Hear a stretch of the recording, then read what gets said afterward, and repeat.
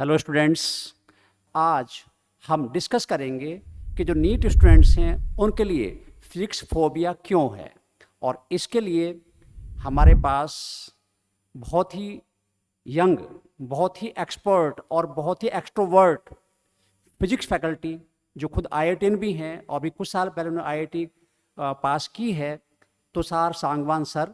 तो मैं इनवाइट कर रहा हूँ तुषार सांगवान सर को ये बताने पूछने के लिए कि हमारे बच्चे जो नीट के हैं वो फिजिक्स फोबिया से कैसे पार पाएँ।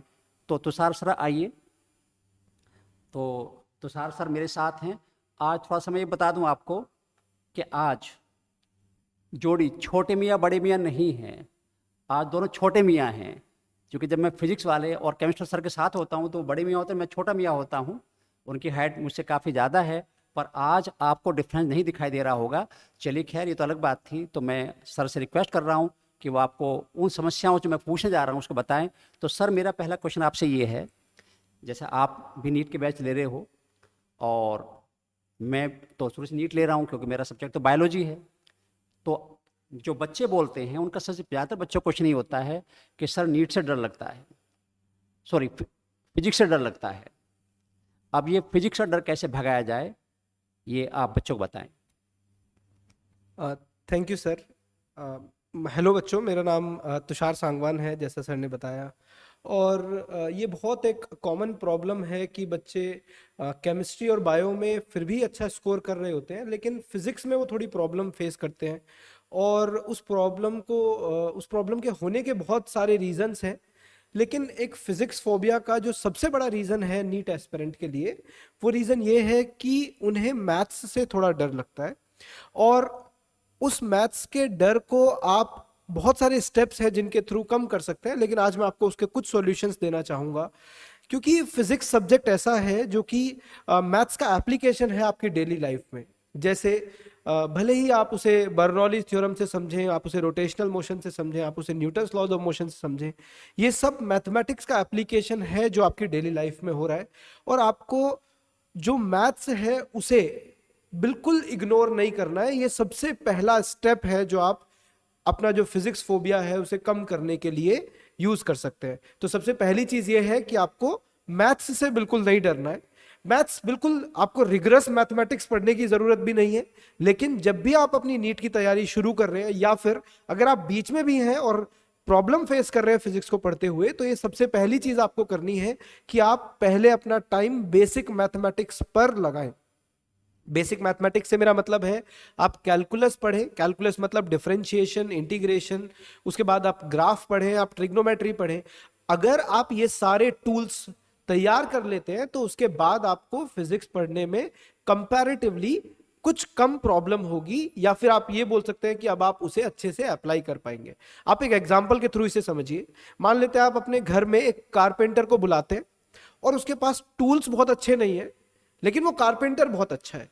अगर आप उसके पास टूल्स ही नहीं देंगे उसे अच्छे, या फिर वो अपने टूल्स जो लाया है वो अगर अच्छे नहीं होंगे, तो वो कुछ भी फ्रूटफुल आपके लिए नहीं बना पाएगा।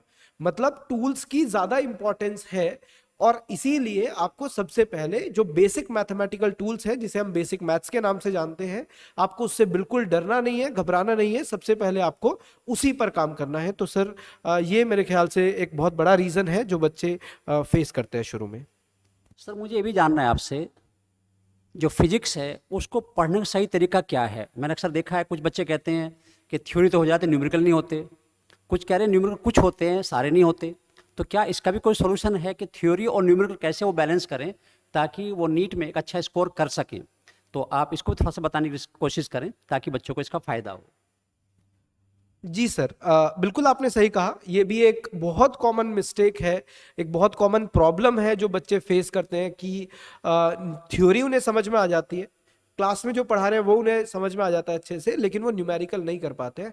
और इसका एक बहुत बड़ा रीज़न ये है कि जैसे ही आपने क्लास में, कहीं भी क्लास में आपने कोई लेक्चर अटेंड किया, तो सबसे पहले आपको घर जाकर न्यूमेरिकल अटेम्प्ट नहीं करने हैं।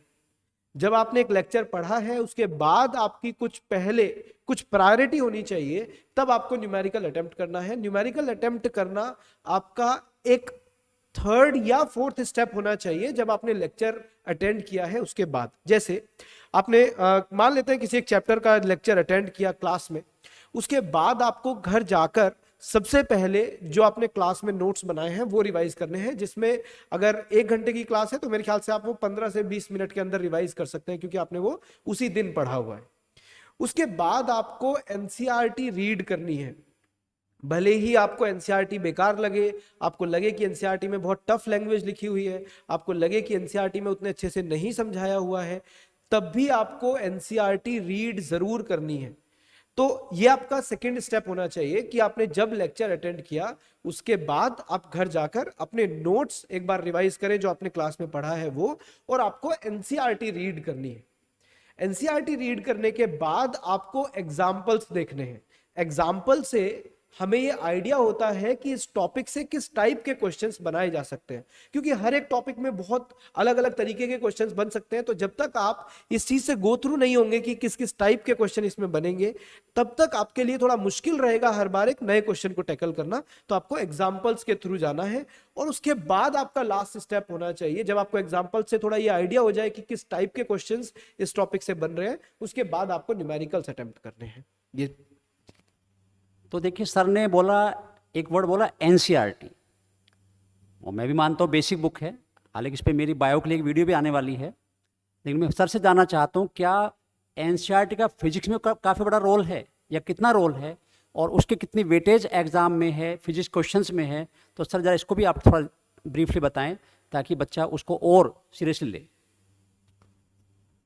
सर ये बहुत बच्चों को बहुत कंफ्यूजन रहता है कि क्या नीट के लिए एनसीईआरटी सफिशिएंट है, फिजिक्स के एनसीईआरटी सफिशिएंट है, क्या हमें एनसीईआरटी पढ़नी भी चाहिए या फिर उसमें हमारा टाइम वेस्ट हो रहा है। तो हमारी एक वीडियो पहले आ चुकी है, शायद आप लोगों ने वो देखी होगी, अगर नहीं देखी है तो आप जाकर देख सकते हैं। मैंने आपको दिखाया था कि कैसे 2022 नीट में 45 में से 27 questions as it is NCERT से थे। जब मैं एज इट इज बोल रहा हूं तो उसमें कुछ fraction of questions with numbers, यानी कि विद न्यूमेरिकल वैल्यूज भी सेम थे, और कुछ क्वेश्चंस ऐसे थे जिनमें सिर्फ न्यूमेरिकल वैल्यू चेंज की है और बाकी चीजें एज इट इज है। तो अगर एनसीईआरटी से इतनी चीजें आपसे लगातार पूछी जा रही है एग्जाम में, तो जाहिर सी बात है कि आपको किसी के कहने से या फिर कोई आपको बोल रहा है कि आपको एनसीईआरटी पढ़नी चाहिए नहीं पढ़नी चाहिए, उसके बजाय आप अगर विद प्रूफ चीजों को देखेंगे, आप अगर खुद से ये एनालाइज करेंगे कि क्या एनसीईआरटी से क्वेश्चंस पिछले 5 साल में या 7 साल में पूछे गए हैं या नहीं पूछे गए हैं, तो एक बहुत बड़ा फ्रैक्शन है जो क्वेश्चंस एनसीईआरटी से लगातार पूछे जा रहे हैं, और उसके लिए आपको एनसीईआरटी की रीडिंग जरूर करनी चाहिए। इसके अलावा एक और पॉइंट है कि एनसीईआरटी के हर एक चैप्टर के लास्ट में एक पॉइंट्स टू पॉन्डर करके दिया होता है। शायद आप लोगों को पता होगा कि 2019 तक जो एम्स का पेपर था वो अलग होता था, और इस बार से भी जो एजेंसी है वो एम्स के थ्रू ही क्वेश्चन पेपर कंडक्ट कराने वाली है। और एम्स के बहुत सारे क्वेश्चन पेपर्स में 2 जगह से क्वेश्चंस आते थे। एक पॉइंट्स टू पॉन्डर जो एनसीईआरटी के लास्ट में दिया होता है, वहां से काफी क्वेश्चंस पूछे गए हैं, और उसके साथ साथ जो हमारे पास एक और बुक होती है एनसीईआरटी एग्जाम्पलर, वहां से क्वेश्चंस पूछे गए हैं। तो जब भी आप एनसीईआरटी पढ़ें, इन 2 चीजों को बिल्कुल नेग्लेक्ट ना करें। थ्योरी तो आपको पढ़नी ही है, theory, examples, graphs, back exercise, ये सब चीजें अपनी जगह पर बिल्कुल इंपॉर्टेंट है। इसके अलावा आपको पॉइंट्स टू पॉन्डर, वहां पर कुछ नई चीजें सीखने को मिलेंगी, और उसके साथ साथ एनसीईआरटी एग्जाम्पलर भी आपको सॉल्व करनी है। जी, तो देखिए बच्चों, ये तो है कि फिजिक्स का प्रेशर है, तो मैं जो अपनी बात अपने हिसाब से बोलना चाहता हूँ। देखिए, प्रेशर कई बार आपको मोटिवेट भी करता है। इसका मैं छोटा एग्जांपल दे रहा हूँ आपको कि कुछ काम प्रेशर में ही होते हैं, बिना प्रेशर नहीं हो सकते। अब अगर हम किसी छत पे हैं, किसी बिल्डिंग पे हैं, और वहाँ से मैं कहूँ बच्चों कूद जाओ, तो कहेंगे मास्टर पागल हो गया, कुदवारा हमें।